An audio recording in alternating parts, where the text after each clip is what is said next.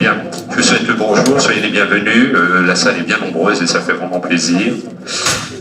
Donc François Rescrit, je serai en charge de l'animation durant toute la journée du séminaire qui va nous occuper aujourd'hui. Alors, on ne va pas trop tarder, je vais vous passer rapidement la parole à Madame Mitt, qui est le 8e adjoint de la mairie de Remiremont-Joly.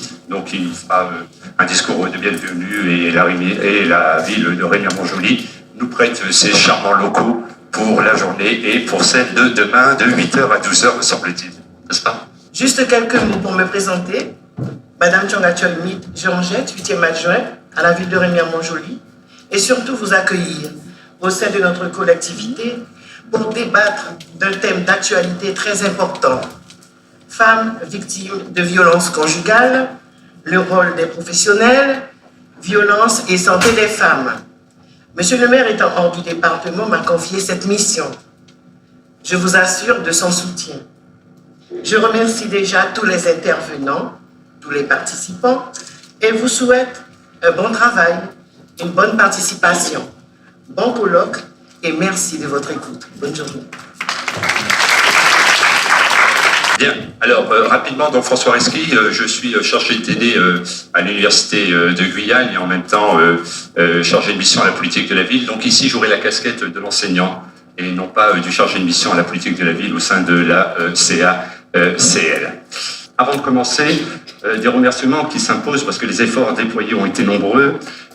Gynécologie sans frontières, Madame Laurence Verfaille, la délégation des droits des femmes de Guyane, qui est ici représentée par Madame Sonia Francis. Il faut aussi remercier d'autres partenaires qui, sans eux, ce séminaire n'aurait pas pu avoir lieu. Je pense à l'ARS, l'Agence régionale de santé de Guyane, l'HAD de Guyane, hospitalisation à domicile, l'agglomération, qui a été aussi un partenaire financier, la CTG, bien évidemment, et enfin, la mairie de Remiremont-Joly et le ministère des Outre-mer. Je vais passer donc, transmettre la parole à Madame Laurence Verfaille, qui est déléguée régionale de Gynécologie sans frontières. Donc là, vous intervenez avec cette casquette, mais vous êtes par ailleurs aussi sage-femme. La HAD. Très bien. Voilà. Et donc, vous êtes ici la représentante de Gynécologie sans frontières au niveau régional. Et vous allez un peu nous aborder d'abord qui est Gynécologie sans frontières, quelles sont ses missions, quelles sont ses actions, et surtout, quel est l'intérêt d'avoir voulu mettre un séminaire sur ce sujet en Guyane. Bonjour à tous. Donc, effectivement, je vais vous présenter Gynécologie sans frontières. Gynécologie sans frontières, il y a 2 ans, a été mandatée par le ministère aux droits des femmes pour organiser en région des colloques de sensibilisation pour les professionnels sur le thème des violences faites aux femmes. C'est dans ce cadre que j'ai pris contact avec la délégation droits des femmes de Guyane et avec d'autres partenaires nombreux et très très actifs. Depuis plusieurs mois, on a pris en charge l'organisation. Je vous remercie dans un premier temps. Gynécologie sans frontières est une ONG qui existe depuis 20 ans. Cette photo a été prise par le président de Gynécologie sans frontières, Claude Rosenthal, et je vais vous citer ici ses commentaires sur cette photo. C'était dans un village du Guinée. Cette femme est isolée de son foyer par sa famille à cause de complications handicapantes d'un accouchement long et difficile. Une fistule génitale qui se manifeste par des pertes d'urine incontrôlées et définitives sans une réparation chirurgicale. Je l'ai vue, je l'ai regardée, je n'ai pas su quoi faire. Lui parler, la réconforter, lui donner de l'argent, la confier à quelqu'un et à qui? Quoi faire? Je l'ai regardée, elle se cachait, elle avait honte. Alors je suis partie. C'est ainsi que je me suis comportée toute ma vie, devant les violences faites aux femmes. C'est son volontaire.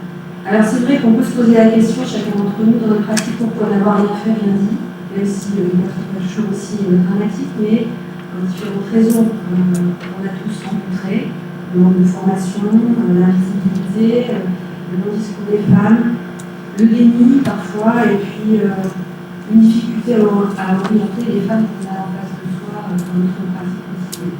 Donc Gynécologie sans frontières est une ONG qui existe depuis 20 ans, qui agit pour la santé des femmes dans le monde et en France, et qui s'est particulièrement spécialisée sur l'accompagnement des violences faites aux femmes. Elle regroupe des sages-femmes, des gynécologues, des juristes, des logisticiens et toutes les bonnes volontés qui sont engagées sur ce combat. Elle compte actuellement 500 adhérents, tous bénévoles et 2 salariés qui agissent au niveau du secrétariat. Donc les missions de Gynécologie sans frontières sont d'abord celles que l'on décrit pour toute l'ONG, c'est-à-dire intervenir dans des situations de catastrophes naturelles ou de guerre. Et ici, vous avez une illustration des actions qui ont été engagées à Haïti après le tremblement de terre de 2010 et les actions qui ont été menées dans le camp de Zaatari en Jordanie, qui accueille les réfugiés syriens et qui maintenant est de plus en plus grand et croît de semaine en semaine. Alors, Gynécologie sans frontières ne fait pas de substitution. C'est une ONG qui s'attache à être dans le compagnonnage, l'accompagnement des acteurs locaux, qui essaie de transmettre un savoir parfois nécessaire, de manière à ce qu'après son départ, les actions soient pérennes et continuent. Alors, une des autres missions de Gynécologie sans frontières est d'agir sur la mortalité maternelle et infantile dans le monde, en sachant que 800 femmes meurent chaque jour dans le monde des suites d'un accouchement ou d'une grossesse. Gynécologie sans frontières intervient sur ce point. Alors, la cause de la mortalité maternelle et infantile dans le monde, elle est due à plusieurs choses, c'est-à-dire qu'en général, le délai de prise en charge entre les femmes, le lieu de vie des femmes et les hôpitaux est très long. Il y a un manque de transport, il n'y a pas d'ambulance, les femmes restent longtemps dans leur village, parfois plusieurs jours en travail, en se rapprochant d'abord des pratiques coutumières et donc arrivent à l'hôpital parfois bien tard. Donc le délai de prise en charge est long. Vous connaissez sans doute maintenant le docteur Mukwege dont le film est passé ici à Cayenne récemment, L'homme qui répare les femmes. Et Gynécologie sans frontières a eu l'honneur de travailler avec lui justement dans l'accompagnement de son travail de chirurgie réparatrice auprès des femmes violées dans ce pays. Alors, 53 000 femmes sont excisées en France, mais il faut savoir que 3 millions de jeunes filles sont à risque d'excision en France tous les ans. Donc, c'est vraiment une pratique qui, curieusement, existe aussi chez nous. Alors, une autre mission est bien sûr d'accompagner les femmes en situation de mariage forcé, des grossesses précoces. Je pense que vous avez un peu présent sur les grossesses précoces ici en Angleterre. 4% des femmes immigrées vivant en France et 2% des filles nées en France de parents immigrés sont concernées par un mariage non consenti. Une action de formation est aussi organisée Au sein de Gynécologie sans frontières 2 fois par an. Donc, il y a 2 sessions qui accueillent les professionnels souhaitant se former à la médecine humanitaire, enfin, en tout cas à l'obstétrique humanitaire, et qui préparent aussi les futurs expatriés par cette formation. Gynécologie sans frontières, je vous l'ai dit, s'est intéressée particulièrement aux violences conjugales, aux violences faites aux femmes. Et donc c'est à cette occasion ici que Gynécologie sans frontières est présente pour organiser dans chaque région de France, donc pas toutes les régions, mais c'est en cours, les régions françaises qui l'ont demandé ont organisé ce colloque.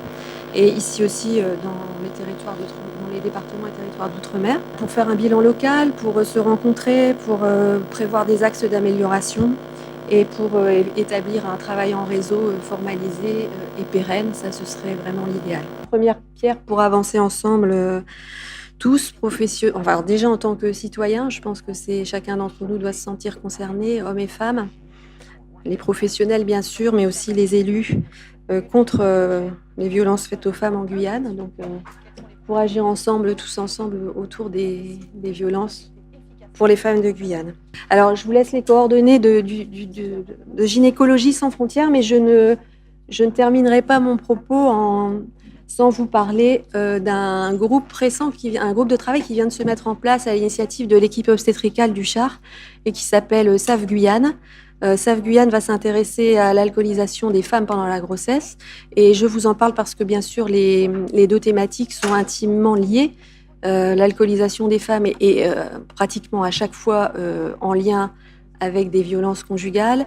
Et ce groupe qui s'est formé a déjà organisé plusieurs groupes de travail sur la prévention, l'accompagnement des femmes et des enfants. Elle va réunir des professionnels de la santé, mais pas que, bien sûr, puisque c'est une prise en charge qui est pluridisciplinaire, qui se veut pluridisciplinaire, et surtout sur tout le territoire. Donc, je vous laisse leur adresse mail saveguyane@gmail.com. Si certains d'entre vous souhaitent rejoindre ce groupe de travail, vous serez les bienvenus. Je vous remercie.